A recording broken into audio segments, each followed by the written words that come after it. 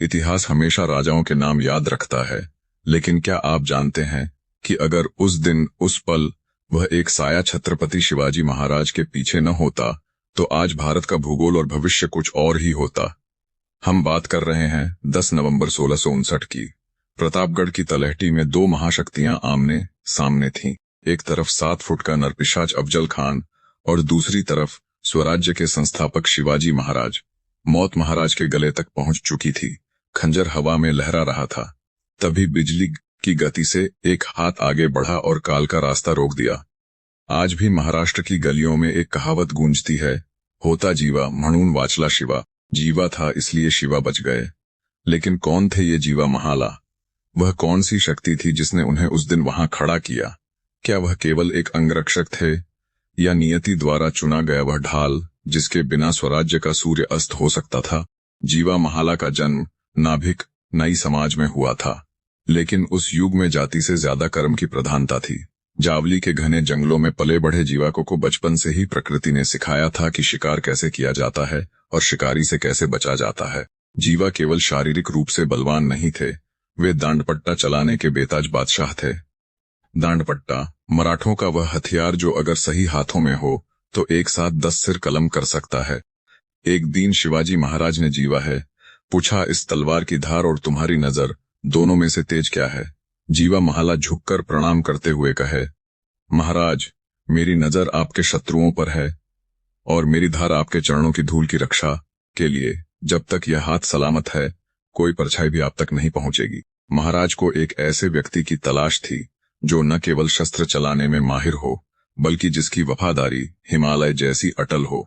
जीवा महाला महाराज के गुप्तचर विभाग और आंतरिक सुरक्षा के सबसे भरोसेमंद स्तंभ बन गए।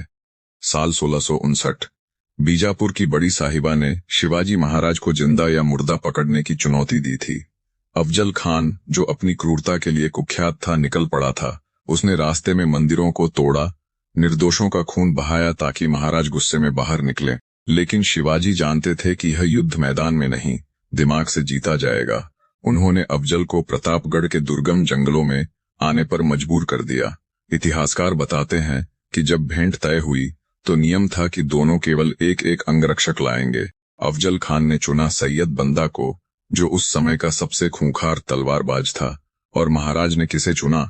उन्होंने चुना अपने उस साये को जो खामोश रहता था लेकिन वार बिजली से तेज करता था, जीवा महाला। 10 नवंबर दोपहर का समय, हवा रुक गई थी, परिंदे भी खामोश थे। महाराज शामियाने में दाखिल हुए। अफजल खान ने बाहें फैलाईं। जैसे ही महाराज खान के गले लगे, उस 7 फुट के दानव ने महाराज की गर्दन अपनी बाजू में जकड़ ली और अपनी कटार निकालकर महाराज की कोख में घोंप दी। लेकिन महाराज ने नीचे चिलखत पहना था। महाराज ने तुरंत अपने वाघनख निकाले और अफजल का पेट फाड़ दिया। शामियाने में चीख पुकार मच गई। अफजल लहूलुहान होकर बाहर भागा। तभी वह हुआ जिसके लिए जीवा महाला जाने जाते हैं। अफजल का अंगरक्षक सैयद बंदा अपनी भारी तलवार लेकर महाराज की ओर झपटा।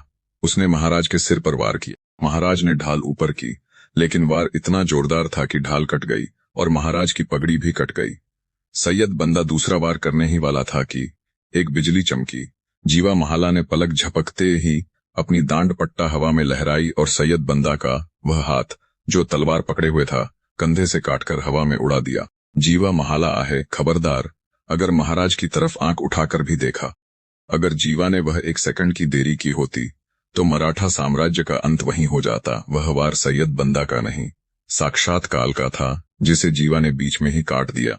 अफजल खान मारा गया। बीजापुर की कमर टूट गई। यह स्वराज्य की पहली सबसे बड़ी जीत थी।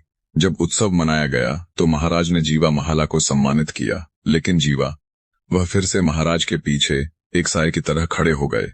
जीवा महाला ने कभी पद नहीं मांगा, कभी जागीर की इच्छा नहीं की। उनका पूरा जीवन केवल एक ही मंत्र पर आधारित था, महाराज सुरक्षित रहें। आज भी प्रतापगढ़ के किले पर आप वह स्थान देख सकते हैं जहां यह मुठभेड़ हुई थी। कोंडवली गांव में जीवा महाला का स्मारक हमें याद दिलाता है कि बड़े बड़े साम्राज्यों की नींव उन पत्थरों पर टिकी होती है जो कभी दिखाई नहीं देते। जीवा महाला का बलिदान और उनकी तत्परता आज भी भारतीय सेना और अंगरक्षकों के लिए एक मिसाल है। वह सिखाते हैं कि सावधान रहने का असली मतलब क्या होता है। दोस्तों, इतिहास किताबों के पन्नों में नहीं, बल्कि उन रोंगटों में होता है जो ऐसी कहानियों को सुनकर खड़े हो जाते हैं। जीवा महाला ने हमें सिखाया कि स्वामी भक्ति क्या होती है। उन्होंने सिखाया कि जब बात राष्ट्र और धर्म की रक्षा की हो तो कद मायने नहीं रखता, केवल संकल्प मायने रखता है। आज हम सुरक्षित हैं क्योंकि कल कोई जीवा हमारे लिए अपनी जान की बाजी लगा रहा था। क्या हम अपने जीवन में जीवा महाला जैसी वफादारी और सतर्कता ला सकते हैं? क्या हम उन गुमनाम नायकों को वह सम्मान दे सकते हैं जिसके वे हकदार हैं? अगर आपको यह कहानी प्रेरणादायक लगी तो इसे उन लोगों तक पहुंचाएं जो भारत के इस गौरवशाली इतिहास से अनजान हैं, क्योंकि जब तक हम अपने नायकों को याद रखेंगे हमारा देश अजय रहेगा। याद रखिएगा, होता जीवा म्हणून वाचला शिवा। जय भवानी, जय शिवाजी।